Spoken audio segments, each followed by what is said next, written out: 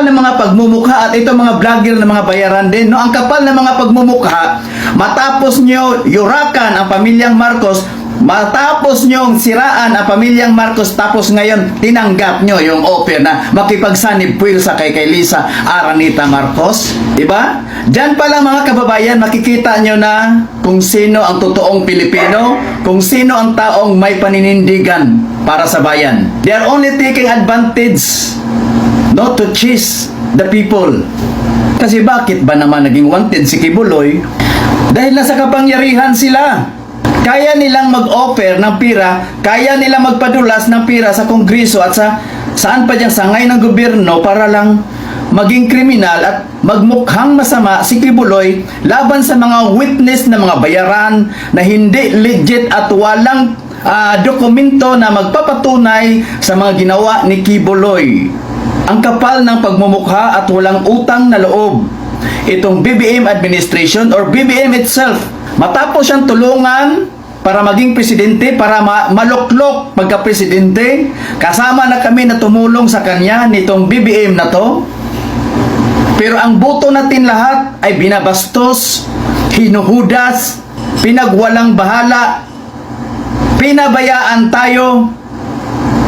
At yung mga tao na tumulong sa kanya during the campaign period, sa panahon na nangangampanya siya, na nandoon sa hirap, pagod, puyat, init at ulan, ngayon kinakalaban niya at naging kriminal, naging wanted ng bayan. Habang may oras ka pa day, Lisa Aranita Marcos, magbago ka day, magbalik loob ka sa ating Panginoon. Huwag mong sambahin ang bilyong-bilyong pira na kinuha mo sa amin, na ninakaw mo sa amin. Baka nakalimutan ni Lisa Aranita Marcos na mayroon tayong Diyos. Dito sa kay BBM at Lisa, hindi ba? Hindi sila mamatay tao, kuno.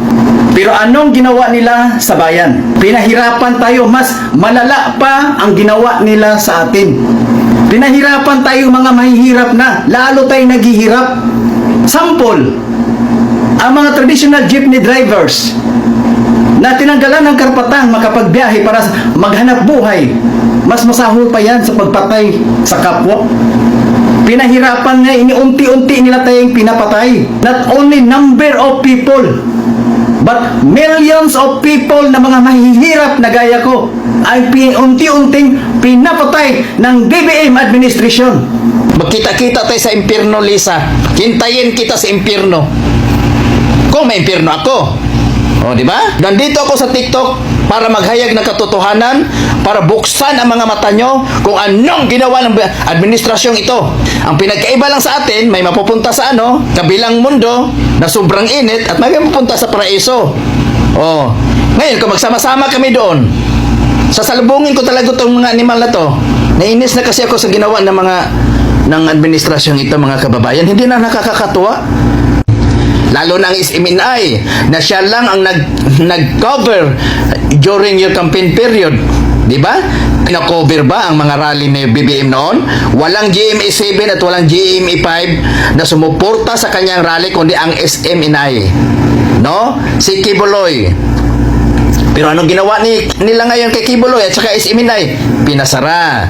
Dahil ayaw nila ng katotohanan. Ayaw nila marinig sa taong bayan ang katotohanan. Ang mga kabalastugan na ginawa nila sa ating bayan.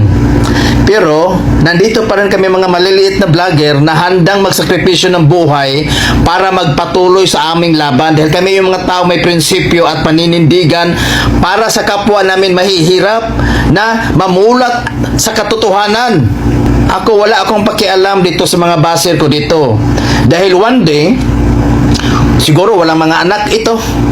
The best si BBM dahil pinaglaban ang West Philippines O sige, magsipuntahan kayo lahat sa West Philippines Harapin nyo yung mga missiles na ipaulan doon sa West Philippines Diba matatapang kayo? Bakit? Inano ba tayo ng China?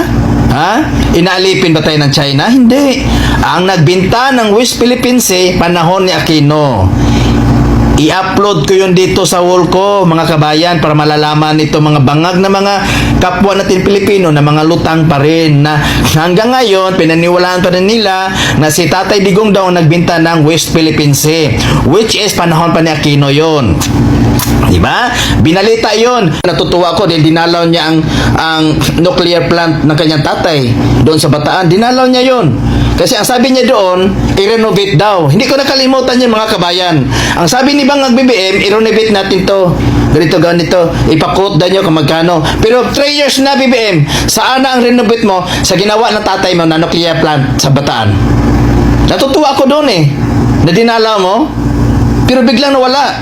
Biglang naglaho ang project mo. Ngayon gusto niyo magtayo ng sarili niyong opisina sa Senado na worth of billions. Oh, ngayon hinarang ni Chis Escudero. Oh, hinarang ni Chis Escudero. Binalita 'yon, Lisa, di ba? Lisa Ahas, di ba binalita 'yon na magtayo kayo ng sariling opisina worth of billions of pesos, samantalang ang kahirapan ng Pilipinas hindi niyo sinusolusyonan, no? Regardless sa mga iilang bangag na mga loyalista ni Bangag BBM, dahil yung mga yan, kahit anong educate mo sa mga yan, kahit anong orient mo sa mga yan, kahit anong palaala mo sa mga yan, kahit anong payo mo sa mga yan, bangag is bangag, mana sa kanilang among bangag. Suportaran natin ang rally ngayon sa Quezon City. Sa ngayon, hindi ako makapunta mga kababayan dahil masama ang pakiramdam ko. 3 days na akong under medication. Kindly search Batasan Quezon City Rally. Ngayon po, marami pong nag-live na mga ka-DDS ko, na mga vlogger. Legit po yan, konformado. Kung duda kayo, huwag kayo paniwala sa mga bangag na mga loyalista na nagkalat dito sa social media. Dahil yung mga yan, sinuhulan yung mga yan, no? Na magkalat kayo sa social media, TikTok, para magkalat kayo ng fake news. Pero tayo mga DDS, tayo mga solid DDS, kailanman hindi tayo nagkalat ng fake news. Sana si Lisa Tanas mahuli doon sa United Arab Emirates. Knowing na ang United Arab Emirates is very strict country, no? At kung magpuslit man siya doon, sana mahuli siya doon para hindi na makabalik sa Pilipinas, para magkaroon tayo ng katahimikan sa ating bayan. Anyway, mga kababayan, kailangan nating ipanalo ang line-up, ang senatorial line-up ni Tatay Digong para ma-impeach na yung bangag na yan. Ang tatlong Duterte ay kailangan nating isiguro na maluklok sa Senado, mga kabayan. Para nang sa ganon, ma-impeach na yung bangag na yan na walang ginawa sa ating bayan, kundi sunod-sunuran lang kay Lisa Tanas at kay Tambaluslos. How I wish na sana mabali yung pakpak ng eroplano kabalik sa Pilipinas na root cause ng lahat na nagkakagulo ang ating bayan. We are here to collaborate. We are here sharing love and support, no? Ganon dapat tayo. No, magmahalan tayo dito. Maraming salamat. Maraming salamat sa gift. Maraming tayo dito, lahat tayo mahihirap. Walang mayaman sa atin dito. Wala tayong pwedeng ipagmayabang dito sa ibabaw ng lupa. Mukha man, kagwapuhan, kagandahan ng katawan, mga alahas, mga ari-arian, property, wala tayong pwedeng ipagmayabang dahil tayo lahat ay hiram lang sa lupa. Tayo ang tunay nagmalasakit sa ating kapwa mahihirap. Yun po yan. Diba?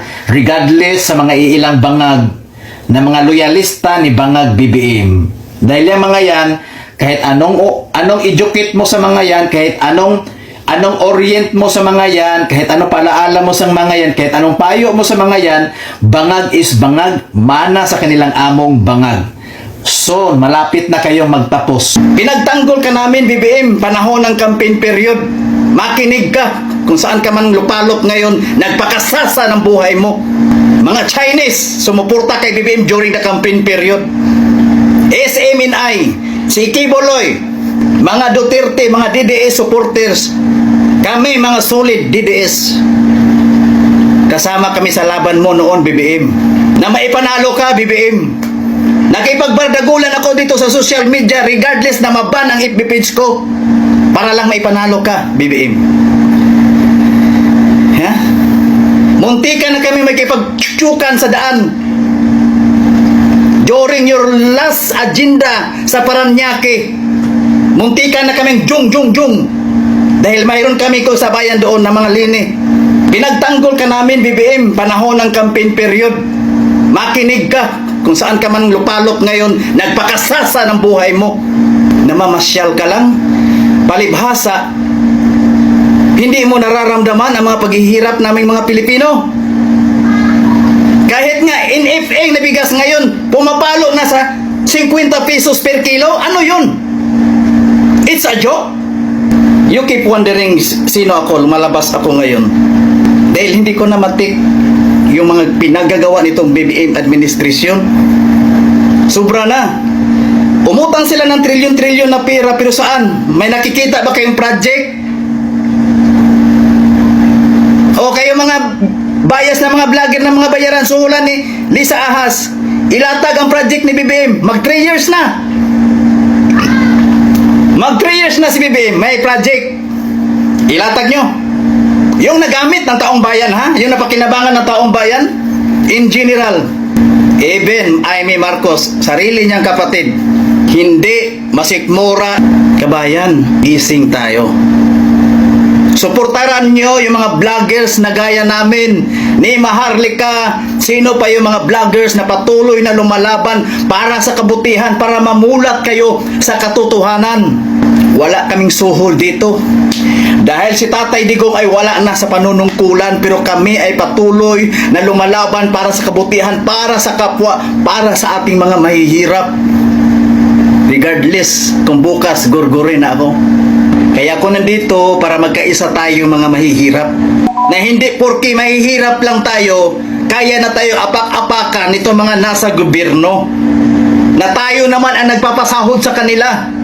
Tayo ang nagpapakain sa kanilang pamilya. Ang pinagkaiba nga lang, yumaman sila dahil sa nakaw. Dahil sa mga pangungurap nila. Tama? Samantalang tayo namumuhay tayo ng patas. Diba? Nakakalungkot isipin, mga kababayan. Nandito ako, nagbuhis ako ng buhay para sa inyo.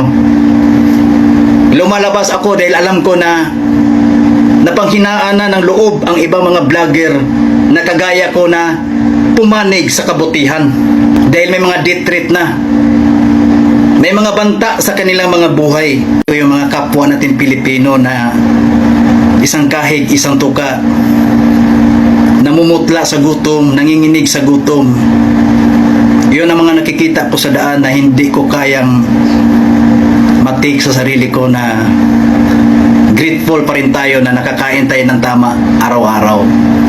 Nandito ako hindi para sa sarili ko, para dito sa mga tao na to na sobrang naghirap sa buhay. Dahil dumaan ako sa pagiging ganun, palaboy sa daan, walang makain, nanginginig sa gutom. Invisible ka sa mga tao na sana tulungan ka. Ipalaboy ka eh. Wala kang kwenta sa lipunan. Pero ang palaboy na yun ay nasa harap nyo.